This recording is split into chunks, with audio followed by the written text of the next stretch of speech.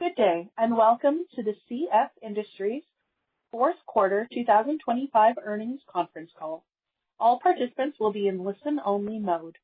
Should you need assistance, please signal a conference specialist by pressing the star key followed by 0. After today's presentation, there will be an opportunity to ask questions. To ask a question, you may press star, then 1 on your touch-tone phone. To withdraw your question, please press star, then 2. Please note this event is being recorded. I would now like to turn the conference over to Martin Jurasic. Please go ahead. Good morning, and thanks for joining the CF Industries earnings conference call. With me today are Chris Bohn, President and CEO, Bert Frost, Executive Vice President and Chief Commercial Officer, and Rich Hoker, Vice President, Interim CFO, and Chief Accounting Officer. CF Industries reported its results for the full year and fourth quarter of 2025 yesterday afternoon. On this call, we'll review the results, discuss our outlook, and then host a question and answer session. Statements made on this call and in the presentation on our website that are not historical facts are forward-looking statements. These statements are not guarantees of future performance and involve risks, uncertainties, and assumptions that are difficult to predict. Therefore, actual outcomes and results may differ materially from what is expressed or implied in any statements. More detailed information about factors that may affect our performance may be found in our filings SEC, which are available on our website. Also, you'll find reconciliations between GAAP and non-GAAP measures in the press release and presentation posted on our website. Now let me introduce Chris Bohn. Thanks, Martin, and good morning, everyone. Yesterday afternoon, we posted results for the full year 2025, in which we generated adjusted EBITDA of approximately $2.9 billion. These strong results reflect outstanding operational performance by the CF Industries team, the enduring advantages of our manufacturing and distribution network, and constructive global nitrogen industry dynamics that have persisted into 2026. Starting with safety, our full-year recordable incident rate was 0.26 incidents per 200,000 hours worked, and we experienced our lowest ever number of process safety events. This enabled us to produce 10.1 million tons of gross ammonia in 2025, which represents a 97% utilization rate. However, that performance is tempered by the incident our Yazoo City complex in Mississippi experienced in November. While there are no significant injuries, this event is a reminder of why we emphasize individual and process safety every day across our entire network. We do not expect the Yazoo City complex to resume production until the fourth quarter of 2026 at the earliest, given the long lead times required to fabricate and deliver certain equipment. As a result, we expect our network to produce approximately 9.5 million tons of gross ammonia in 2026. Turning to Blue Point, our joint venture with JERA and Mitsui, the project has progressed well from positive FID in April through hitting all our planned milestones by the end of the year. This included our partners securing offtake from new low-carbon ammonia demand sources and receiving contract for difference awards from the Japanese government. We expect to begin civil work at the Blue Point site in the second quarter of 2026. Finally, we continue to efficiently convert adjusted EBITDA to free cash flow at a rate outpacing material and industrial sector averages, as you can see on slide 10. Net cash from operations in 2025 was $2.75 billion, and free cash flow was approximately $1.8 billion. We returned $1.7 billion to shareholders in 2025. This included deploying over $1.3 billion to repurchase 16.6 million shares, approximately 10% of the outstanding shares at the beginning of the year. Given our high-performing, high-margin business, progress on strategic initiatives, and what we believe are constructive global nitrogen industry dynamics ahead, we expect to continue to generate substantial free cash flow. As a result, we remain firmly committed to our capital allocation framework, investing in the business for growth and returning capital to long-term shareholders. With that, I'll turn it over to Bert to discuss the global nitrogen market environment. Bert? Thanks, Chris. For the last 12 to 18 months, we had expected the global nitrogen market to be more balanced in this time frame as new capacity was slated to come online, with significant tightening through the end of the decade to follow. However, the global nitrogen market remains tighter than expected. New capacity has been delayed, global production has not maintained historical levels, and demand continues to grow. Nowhere is this more apparent than in our indicative global urea cost curve, which we share on slide 13. Global urea prices are currently trading well above even the high end of the cost floor range. Strong demand led by India, Brazil, and North America, as well by European buyers securing volumes before the EU's carbon border adjustment mechanism was implemented, has pushed demand to the right. At the same time, supply is constrained by natural gas availability in Trinidad and Iran, challenging production economics in Europe, and the end of seasonal Chinese urea exports in 2025. Additionally, geopolitical concerns for the Middle East loom over the market. Through the first half of this year, we do not see many catalysts that would move prices toward the cost curve floor levels. India's February urea tender is atypical for this time of year, suggesting demand continues to meaningfully outstrip lower than expected domestic production.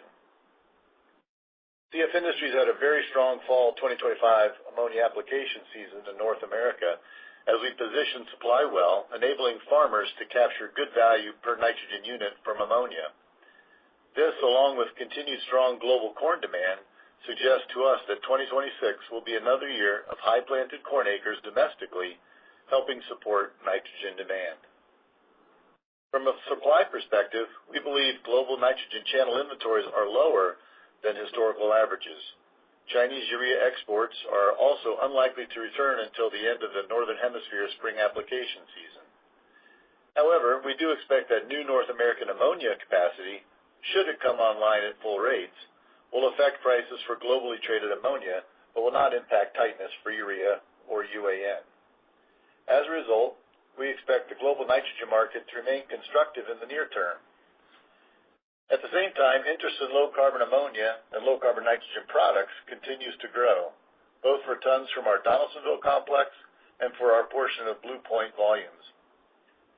In the near term, global customers have demonstrated a willingness to pay a premium for low-carbon ammonia, given the benefits for their sustainability goals.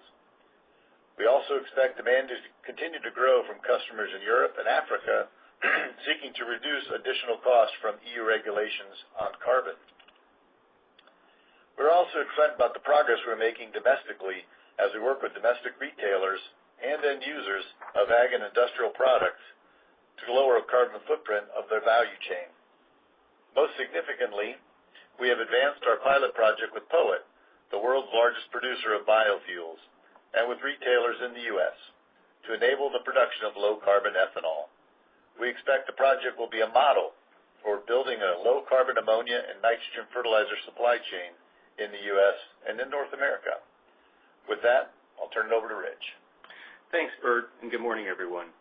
For the full year 2025, the company reported net earnings attributable to common stockholders of approximately $1.5 billion, or $8.97 per diluted share. EBITDA was approximately $2.8 billion, and adjusted EBITDA was approximately $2.9 billion. For the fourth quarter of 2025, we reported net earnings attributable to common stockholders of $404 million, or $2.59 per diluted share. EBITDA for the quarter was $731 million, and adjusted EBITDA was $821 million. For the fourth quarter, we recorded two impairment charges totaling $76 million, of which $51 million was related to the electrolyzer pilot project at the Donaldsonville complex in Louisiana. We made the decision not to continue to invest in this pilot project, given its return profile. We also recorded a $25 million impairment charge related to the incident at Yazoo City that Chris mentioned earlier. We satisfied the business interruption insurance deductible in December and expect to begin receiving insurance proceeds based on lost profitability during 2026. During the fourth quarter of 2025, we also completed a $1 billion senior notes offering.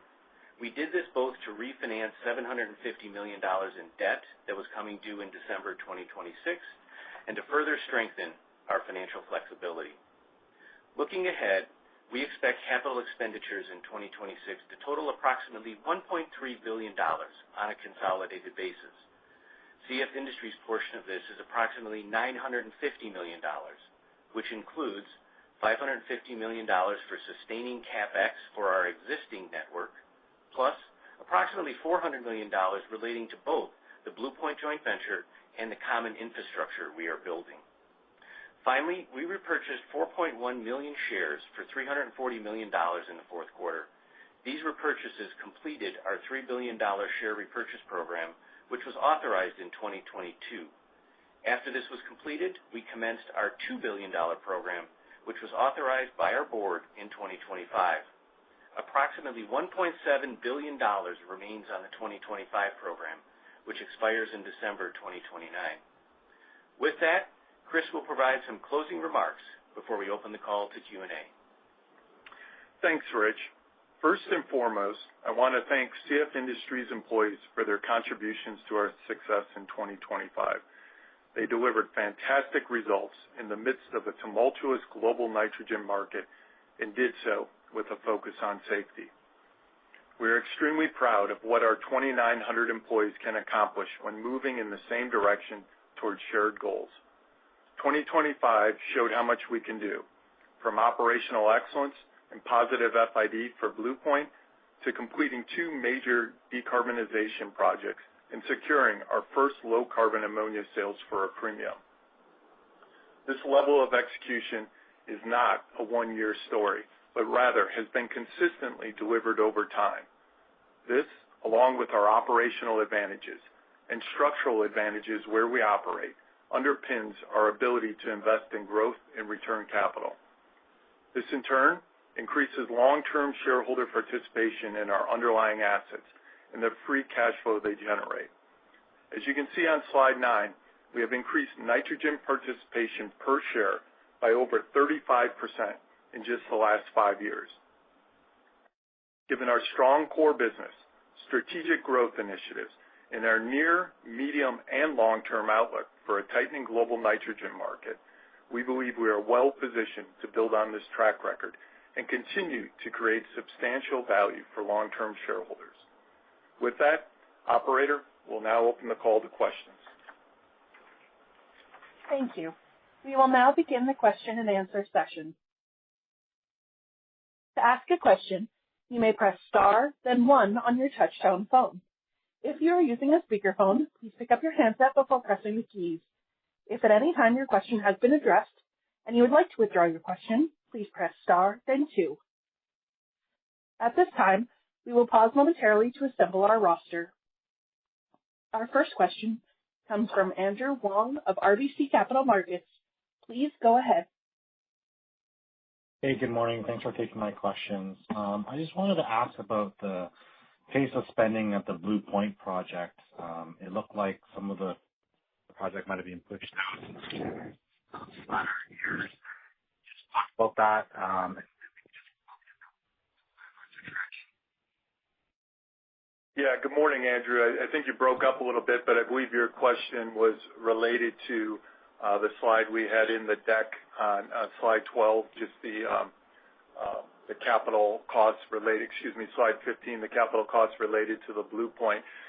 So the overall expenditure for Blue Point hasn't changed. It's still forecasted at $3.7 billion.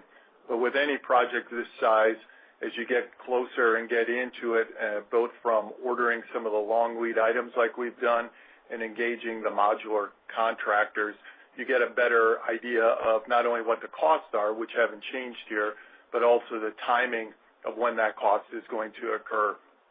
So we thought it would be worthwhile, just given that we've moved into that stage, just to re-update what the cash flow outflow will look like over the next 5 years.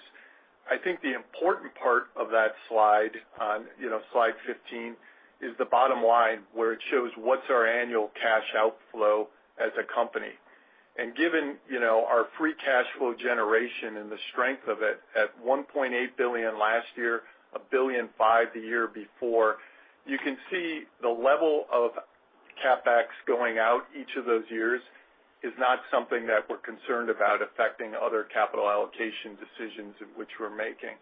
And that's really one of the reasons why with this growth platform that we structured the deal the way we did, taking a 40% interest in it, so that we would be able to manage and continue to be strategic in how we do other growth projects, but also return cash to shareholders.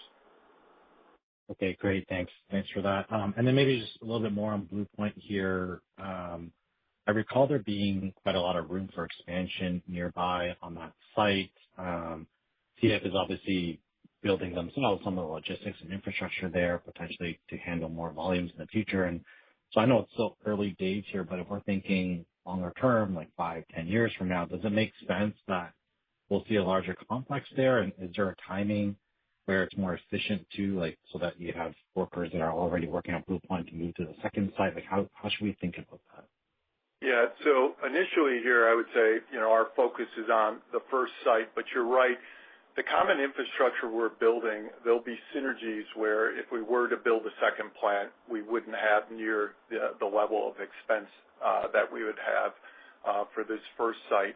And the site itself that we purchased could hold up to 5 ammonia plants, world scale, the size of this one, 1.5 million metric tons. So it is an organic growth platform that we're looking at here. What the timing is where we would move into a second site, I'm not certain that we know that just yet. There's some questions that we want to answer as we get into these modular yards. But I think as we look at the long-term, dynamics of the nitrogen market, there's just not enough new supply coming on to meet demand. So as we see that going forward, we do think there'll be a tightening in the S&D that will provide other organic opportunities for us, but nothing to mention right now. Okay, appreciate that. Thank you. Our next question comes from Joel Jackson of BMO Capital Markets. Please go ahead. Good morning. I want to talk to you about CBAM. Obviously, a lot in the news on CBAM. So what I want to ask you about is the different scenarios. If CBAM for fertilizers goes as is, if there's some suspension on fertilizer, if we get some offsets and other cost subsidies that sort of offset it, what does that mean for your business, just your business this year? And then what does it mean for returns on Blue Point as you have modeled it in these different CBAM scenarios? Thanks. Yeah, so maybe I'll start with CBAM, then I'll get to the implications on the business and Blue Point. So CBAM today, while there's a lot of uncertainty around it, it's in place, and so it's happening.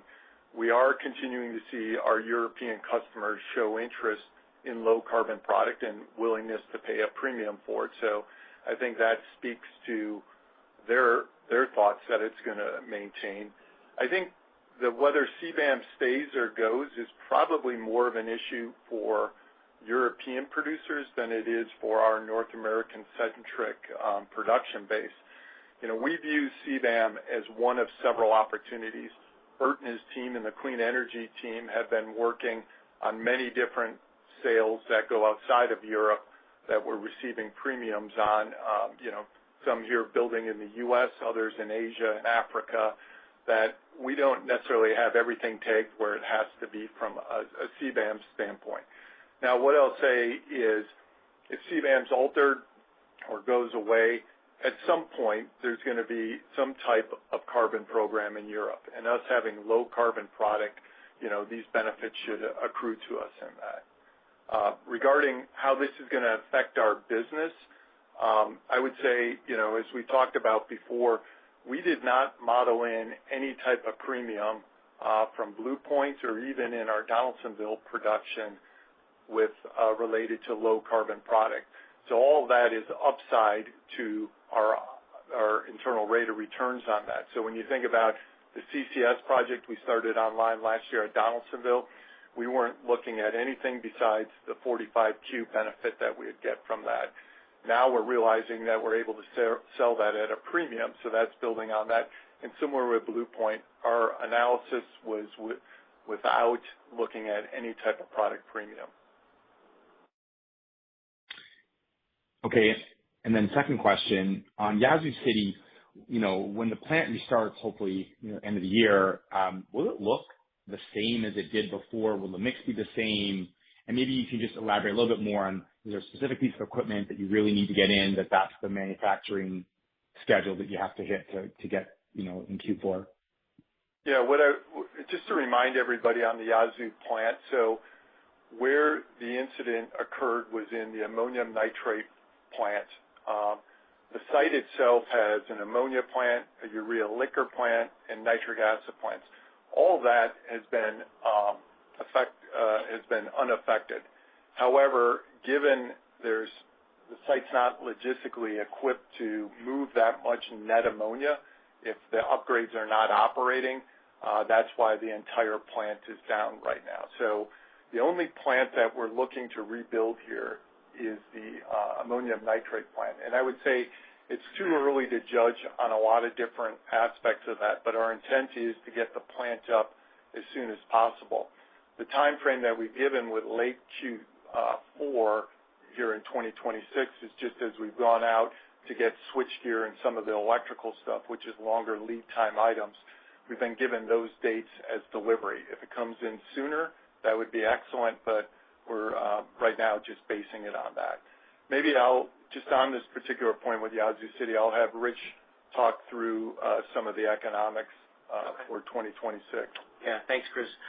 Joel, in terms of the economics, the full year EBITDA impact of not running the Yazoo City complex, it's going to be in the $200 million range. And again, that's an EBITDA number.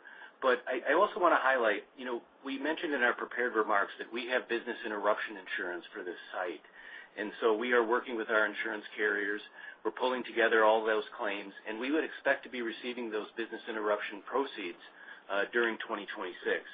Our goal is to see if we can offset most or all of that kind of loss with the insurance proceeds, because that's the program that we have.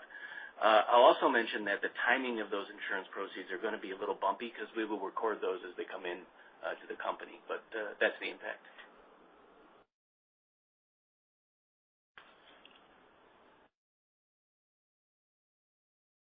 Our next question comes from Ben Theurer of Barclays. Please go ahead. Yeah, good morning, and thanks for taking my question. Just wanted to kind of get a little more commentary around the current tightness in the market, and you've laid this out as 25 was expected to be not as tight, and then it was actually tight as towards the end of it, and we saw this was you guys doing almost $3 billion in EBITDA versus the 2.5 that you talk about, kind of current mid-cycle. So as we look into 2026 and some of the drivers that you think can take you towards a mid-cycle $3 billion, some of them might come already in 2026. So how should you think about, A, the market, and B, some of these drivers towards more EBITDA generation, the tax credits, et cetera, as we move through 2026, considering the $200 million miss on Yazoo related that you just mentioned? Thank you. Yeah, good morning, Ben. This is Bert. And relative to 2025, very interesting market as things unfolded globally. And because we participate in the global market, a lot of those issues drive what happens in different regions. And starting off with the conflict in the Middle East, which shut down production in Iran and in Egypt, and then you had high demand levels in India throughout the year, much higher than expected. I think the industry expected 6 million. We were close to 10. And additional demand for Brazil, and then European difficulties due to high gas costs took production down, and it required higher levels of imports. And then the United States planting 98 million acres of corn, incremental tons were needed to satisfy that demand, even though we carried in lower inventory levels into fertilizer year 26. So a very interesting market, and the combination of lack of supply and high demand drove the market to levels that were unexpected. That dynamic is carrying forward into 2026. We expect the USDA came out with 93 million acres of corn. I think the industry would say it's that or higher.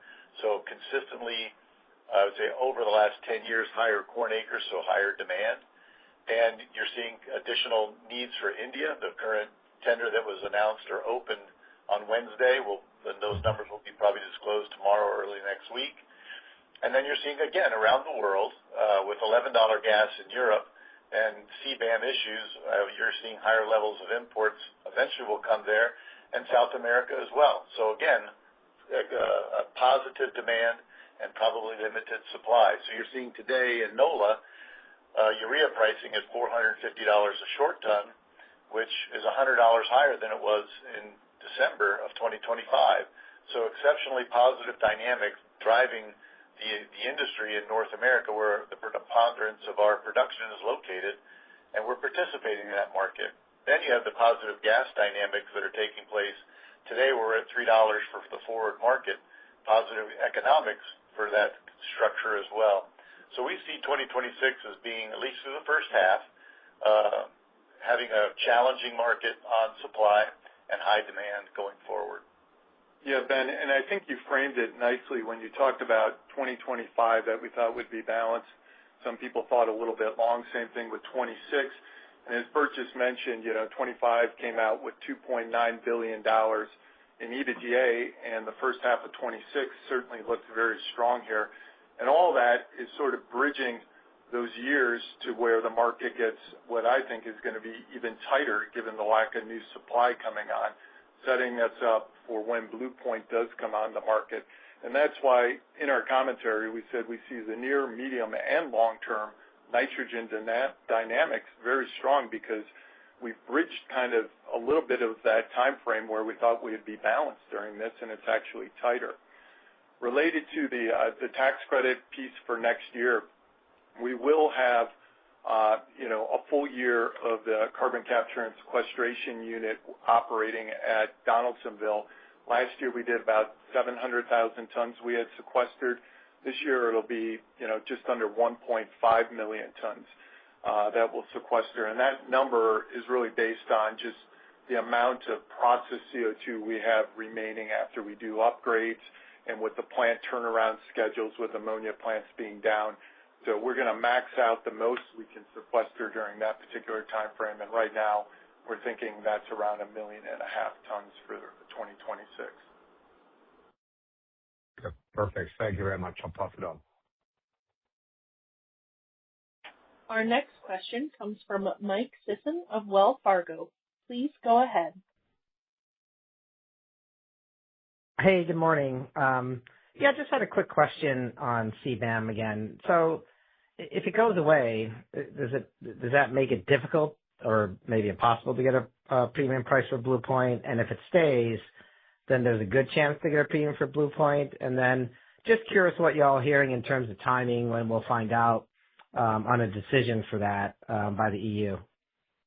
Yeah, so with CBAM, I think it's more complicated than just whether CBAM stays or not, because you have the whole ETS scheme over there that gives free allowances that are beginning to stop. Does that continue where they don't receive those free allowances, which then would basically push European producer costs even higher without CBAM? And I think on the premium side, I'll let Bert comment on this a little bit more, but I think it goes beyond what we're hearing from European customers about buying low-carbon product when it comes to the premium. The premium's in place. We have contracts in place for 2026 and demand for more. So we are constructive. We continue to have further dialogue. I agree with Chris that this is set in motion, CBAM that is, and carbon pricing. This is the train that has left the station, I believe. And so how that transpires to CBAM and our premiums, we're constructive. And we're even seeing that now across the globe with industrial customers and agricultural customers desiring low-carbon products. So I don't see that decreasing at all. Got it. And then just one quick follow-up, given the dynamics you shared for nitrogen this year, is your bias that pricing kind of stays at this level and maybe the bias is maybe potentially to go up from here? Or, how do you sort of see the kind of the scenarios for potential pricing there? Yeah, I'm never biased. I'm just correct. I think that because this is a global market and you have so many different dynamics driving the world price structure with different producers and different localities producing this product that don't consume it, and you have some very gigantic producing places like China that are sometimes in and sometimes out of the market, and then you couple that with 3 to 4 months of demand in North America of actually using this product and 6 to 7 months of inventory build. And so you have to be a student of the market and follow these things. And we had an opinion coming out of Q4 or in Q4 that because of the supply and demand dynamics that I had explained earlier, we were on an uptick of pricing, a positive uptick in pricing, and that has transpired. How much further it goes, there's all kinds of expectations in the market today. I think there is still room to go, especially in North America. But I do think there'll be a correction in the back half of the year, like there always is, as we move from the northern hemisphere to the southern hemisphere of planting. Thank you. Our next question comes from Kristen Owen of Oppenheimer. Please go ahead.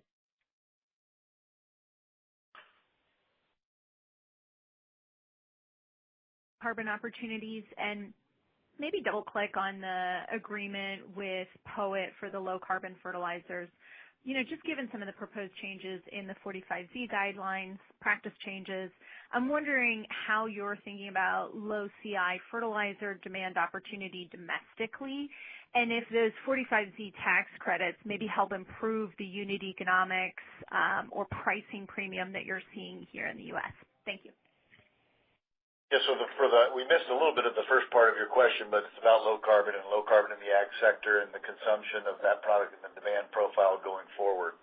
And our agreement with POET is exciting. POET's a super strong company and the leader in biofuels. We're also talking to other ethanol producers, but the vision is about the corn value chain. And how do you take a low carbon corn? Well, how do you create that with low carbon fertilizer? Who supplies that? We do. And who has plenty of supply for our customers? We're building it. And so as you take that low carbon product through the value chain, and as the ethanol plants decarbonize themselves, there's a tremendous opportunity for domestic and export ethanol demand to be satisfied by the United States. And we're the one place that can supply that in terms of the gasoline blends globally. And then for low carbon or low CI score fertilizer as well, we're having conversations, we're seeing demand through the retail sector driven by the CPGs and other food producers as they look at their sustainability goals and scope 3 and scope emissions.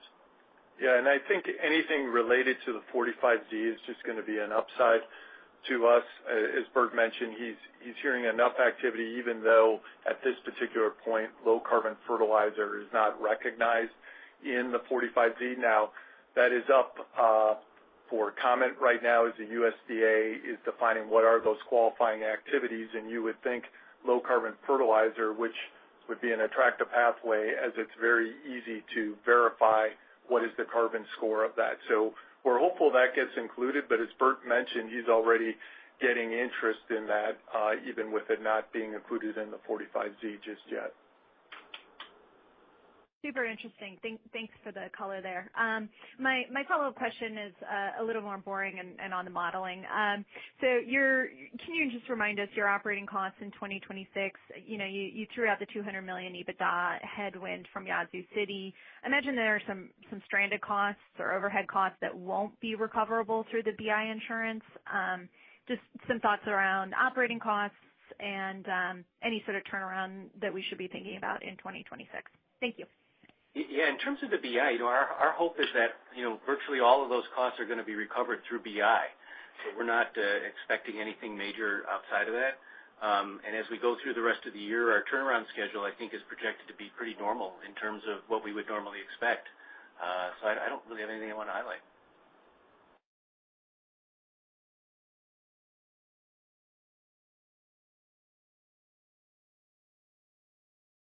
Our next question comes from Christopher Parkinson of Wolfe Research. Please go ahead. Great. Thank you. Just a short-term question and long-term questions for me. The short term, just Bert, circling back to some of the things you were discussing before, how are you thinking about order book flexibility into this year? I mean, farmers are just now getting some, deferred direct payments. You're waiting news, RVO, E15, and then you mentioned India, Iran, Trinidad out, Texas capacity in. Just it seems like there are more moving parts now than in previous years, at least going back to 22, let's say. How are you thinking about that with your team? Are you leaving some flexibility as you enter spring, or are you happy with prices where they are now? Yeah, in general, we're pleased with our order book, and as I highlighted earlier, coming out of 2025 into 2026, we carried some inventory in to 2026 on purpose because of these dynamics that we're laying out. And this has been the discussion. We just finished the TFI, the Fertilizer Institute meetings in Orlando this week with all of our major customers, and the message is we're heading into a logistics game that as good as the weather has been, that is, it's been warmer. We're seeing applications already start Texas, Kansas, Oklahoma, Nebraska, and I think that's going to be even more pronounced, and we could see an early spring similar to what we did in 2012. If that is the case, or even if it's normal, we're approaching where it's the need to get products where you have difficulties on the river due to low water. You have, we believe, shortages or lower inventories in the upper Midwest. There's been a number of plant issues in our sector in Canada and through the winter storm that came through in January. We think there's been some downtime. All that equates to lower levels of available product, and we're having 93, 94, 95 million acres of corn. So in terms of the flexibility, we're all about execution right now. Identifying where the product needs to be, where are the orders placed against our terminals and plants, and communicating with our customers where they believe they're going to be requiring tons, and then communicating about getting those orders placed, and in the process and working with our freight providers, the railroads, the barge companies, to move it. So this is all about execution from now forward. And perhaps a slightly longer-term question. There's obviously been a few, questions here already on CBAM, but switching over to the other side of, the blue ammonia equation and, heading to the east, Japan has actually been moving, as far as I can tell, further forward. You've seen, as of December, METI certifications, further go forward on a, $20 billion hydrogen hub. A lot of those consumers and potential, have lost supply agreements with others based on 3 project cancellations, 1 long-term deferral, and 1 final blue ammonia facility that's, let's say, currently in flux for the next 6 months. As much as everybody's focusing on Europe, do you think the buy side and the street is missing something more pronounced in Japan that's still ongoing? Yeah, I think it's an excellent point, Chris. I mean, as we mentioned, everyone years ago thought that there was just going to be this big wave of low carbon supply coming online. And we had said it's easy to announce a project, it's difficult to execute on it. And so as you mentioned, a lot of those projects have fallen off. Now, what we're continuing to see a lot of interest in, and it goes beyond Japan and Asia, but is in low carbon. And I think, the JERA and the Mitsuis and others over there are the leaders in this. I think more importantly, it's not only the low carbon aspect of it, it's for a new demand source.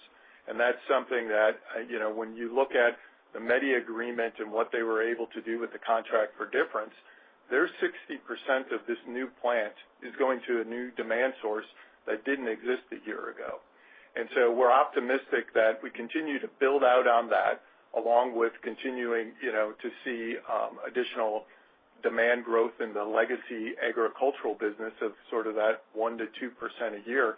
And all those factors are why, we are suggesting that longer term, not enough supply coming on, new demand centers coming on, and then just the regular legacy growth, that we're going to have a very tight market when Blue Point does come up. Thank you. Our next question comes from Lucas Beaumont of UBS. Please go ahead. Thanks. Good morning. Yeah, I just wanted to go back to the sort of difference between the pricing outlook and the cost curve. So I mean, we've had like strong pricing to start the year. The cost curve's moved up a bit, but not as much. And I mean, the sort of premium there has kind of widened. And as we look further out, the energy futures curve continues to shift lower, kind of now into like the 7 to 850 range, kind of later in the decade. So I just wanted to sort of get your view on how does that sort of resolve with your view of sustained market shortages on the supply side? Does this kind of need to correct in some way, or do you expect it to persist, I guess, through this year and then into the medium term? Thanks. Yeah, maybe I'll start. So on that, from a longer term standpoint, there is the gas differential that you're talking about, and today that sits at around $7 to $8 per MMBtu delta.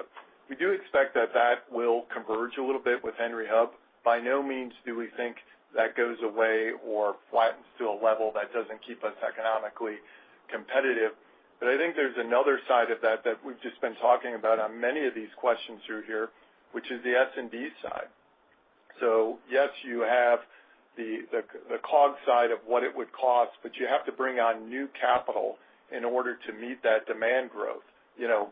Without even clean energy growth coming into this, just the incremental growth of demand is going to push the cost curve demand side farther to the right, having to pull in either higher cost production than we have today, or require new plants to be built. And like I said, our plant alone at $3.7 billion, capital costs are only going up, and with that, people are going to expect returns.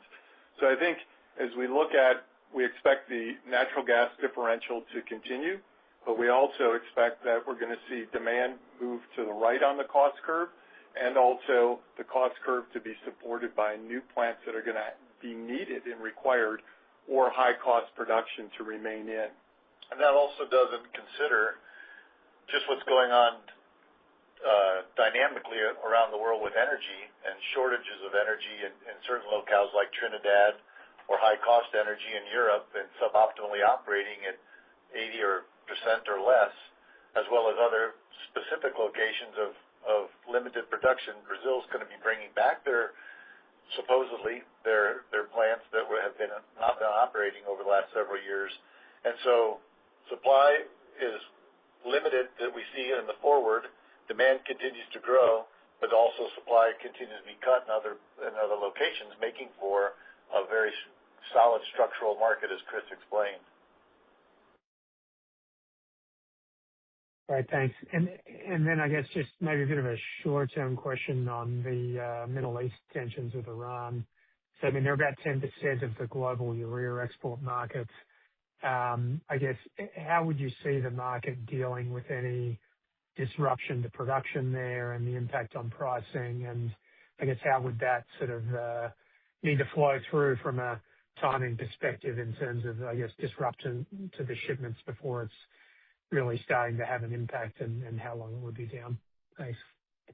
Yeah, if you look at the Middle East and the suppliers that are located there, the producers, Bahrain, Iran, Oman, Qatar, Saudi Arabia, and UAE, for urea, that's about 20 million tons. So in a globally traded ocean-going traded ton, that's about 35% of the world supply that goes through the Strait of Hormuz or close to it. However, you also have to look at ammonia, where those same countries referenced are about 5 million tons, or also 30% of the globally traded ammonia ton. And so if something were to happen, the constraining factor to supply would be pronounced, as well as LNG. About 25% of the world's LNG also transfers through the straits. So if a conflict were to occur, it would be, I would think, even more difficult or more challenging than the current situation in Russia and Ukraine and moving out of the Black Sea. Great. Thank you. Our next question comes from Vincent Andrews of Morgan Stanley. Please go ahead. Morning, this is Justin Pellegrino on for Vincent. Thank you for all the commentary on where prices and market commentary are headed over the last few weeks. But I kind of wanted to step back and go back to Blue Point for a second. You mentioned earlier in the call that as you've kind of started going through the process, permitting or whatever, that, the timeline may have shifted around a little bit. And I was just curious, where have the pressure points been as you started to go through the process, whether that be, tariffs, labor, whatever it may be. And then can you kind of just flag, anything that we should be watching as that project starts to progress through the stages, and anything else that's worth talking about there? Thanks for the help. Yeah, thanks, Justin. The timing really hasn't shifted at all. So our expectation is still in 2029 the plant will come on. By timing, I meant timing of payments, in which case, as you get closer into these larger projects and you're actually talking to whether it be the modular yards, the civil contractors you've engaged, different things like that, you have a better idea of when those payments would be going out. So nothing's changed from our timeline on the particular project. I think as far as milestones go, as I mentioned, we've pretty much achieved the milestones that we have in place, where the next big ones would be the air permit and Army Corps permit as we look to build a heavy haul bridge that will bring the modules over.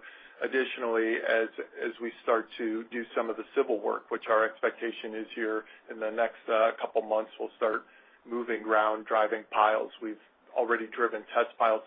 So I think right now there isn't much of these milestones other than the permitting process, which, like I said, our expectation is that we will have that going here in the next couple months. The other part that I should mention is, of our $3.7 billion in total capital spend, that we still have about $500 million of that is built in as contingency. So not knowing really where tariffs are going to fall out based on Supreme Court, and also that a lot of this longer lead time stuff doesn't come for 3 years, but we do have a sizable contingency built into this particular project. Great. Thank you for the help. Our next question comes from Edlain Rodriguez of Mizuho. Please go ahead. Good morning. Thanks, everyone. Chris and Bert, just one quick one from me. We've had some affordability issues with phosphate. Of course, you don't produce that, but you know what's going on there. And with urea prices moving higher, any concerns about affordability in nitrogen? Is it better to be as affordable as possible just to prevent, a bunch of issues, or the market will just determine where nitrogen lands on the affordability spectrum, and we just have to deal with it? Yeah, Edlain, I think you raise an important issue because we're a part of a value chain that the farmer plays the most important role, because he or she is planting and harvesting and storing many times those crops, and then there's a payout. And so we do study that. We do study where that lays out for the major crops: corn, soybeans, wheat, cotton, sugar, at least for North America, and what those economics look like. We are in a global market, however, and product moves pretty freely around the world, from the Middle East to North America, from North America to Europe, from Russia to North America or to the United States, and same thing with corn and soybeans. And so I think we're aware of that. We're looking at what that means in terms of return on variable costs, return on full costs. And I think the Trump money that flowed down from Washington is helpful in terms of balance of payments. I do think there are some credit issues in certain parts of at least the United States I'm aware of that retailers are holding, and those are conversations with how they balance their year. And so, yes, we're aware, yes, we're following it, and yes, we want to be a part of the solution for the American and Canadian farmer. Okay, thanks. Our next question comes from Matthew Dale of Bank of America. Please go ahead. Morning. I don't know. You'd mentioned Brazil, and so I wanted to tap in a little bit on that and the plants that were being restarted. I know it's not your plants, and so companies don't often like to highlight or talk about that a little bit. But at least from a headline basis, there's 1 million tons of urea in that production, and effectively it was supposed to be started up or starting to start up by the back half of last year. Seems like you're calling for Brazilian urea to be flat on an import basis year over year. Is there some expectation that growth is in there, or are you treating those plants as a zero, or is it they'll take too long to ramp and demand will offset? I'm just kind of wondering your thoughts on that. And in general, I guess, like recommissioning in the commissioning cycle in plants and how that's creating or can create gaps in supply. Yeah, Brazil has been an amazing story over the last 25 years with their consumption of urea, and especially on imports, because they become one of the drivers of the glow of demand. But if you go back to those earlier years, it was about 2.5 million tons of imports to today, almost 8 million tons of imports. But parallel to that, ammonium sulfate coming in at also around 8 million tons. So on the end molecule, or the end product, the nitrogen product coming into Brazil has grown substantially, ammonium nitrate being fairly consistent. And so what has happened, though, during that time period, these plants are old. You have the plant in Paraná, close to Paranaguá, and then Camaçari, and some of the plants in Sergipe that are up north. Those plants are not well placed, at least the northern plants, to where demand is, and they've struggled to operate over the years. One, that they're inefficient. Two, that they're high logistics costs to move the product to the high demand areas. Brazil continues to grow in acres and acres planted, and especially with the double cropping being economically viable. And so we do see these plants coming on, and they've also talked about reinitiating construction, the plant de Mato Grosso do Sul that was stopped about 10 or 15 years ago. And so Brazil has the capability. What they don't have is the gas where these plants are producing, or enough gas. That's been an issue as well. So I think that's an initiative of the Lula government and Petrobras to continue to invest and serve their domestic farmers as they can. But Brazil will still be a major importer and a major driver of urea demand or nitrogen demand worldwide. Yeah, and just from the urea supply side in Brazil, I'm probably a little more skeptical than others on this, just from my time in manufacturing and what the cost would be to bring plants that have been idled that likely were not, necessarily taken down just because of the number of years they've been down. I think the upfront capital cost to do that, and then the efficiency of those particular plants after they are up, would cause a lot of issues. So I'm still in a wait and see what happens with those particular facilities. Yeah, thanks. Not alone on that, Bert. I just wanted to know what your input, so thank you.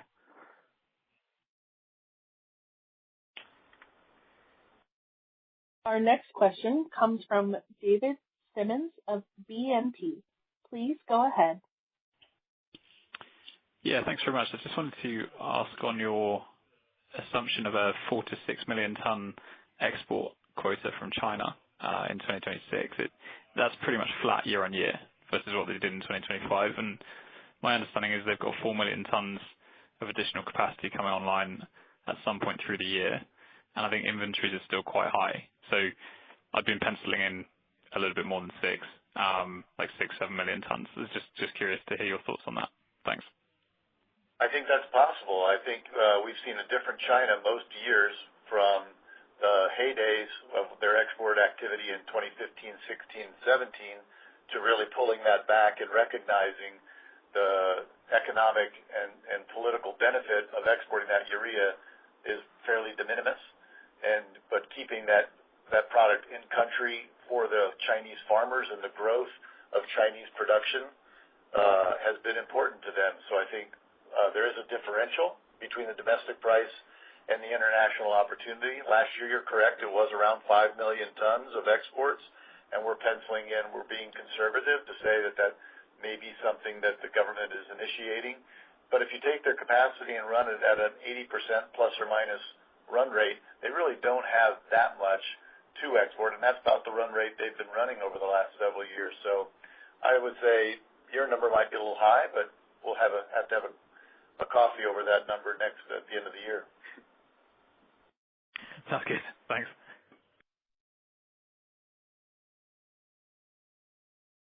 This concludes our question and answer session. I would like to turn the conference back over to Martin Jurasik for any closing remarks. Thanks everyone for joining us today, and we look forward to seeing you at upcoming conferences.